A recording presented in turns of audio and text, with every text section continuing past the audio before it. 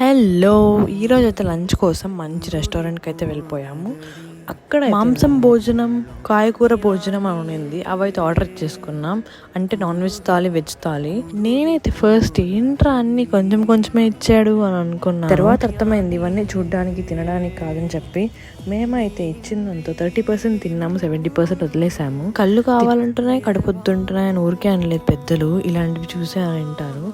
లాస్ట్లో అయితే నేను ఆ గడ్డ పెరుగుని కొంచెంగా వేసేసుకొని అన్నంలోకి కొంచెం గోంగూర పచ్చడి పెట్టి అట్లా నాలుకగా తగిలిచ్చి పెరుగన్నం తింటుంటే ఆ టేస్ట్ ముందర తిన్నవన్నీ వేస్ట్ అనిపించింది.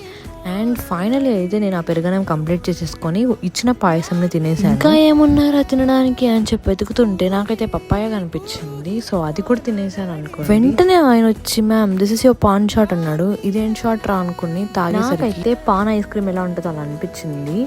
అది డైజెషన్ కోసం అంట. వీడియో నచ్చినట్లయితే సబ్స్క్రైబ్ చేసుకోండి. Thanks for watching.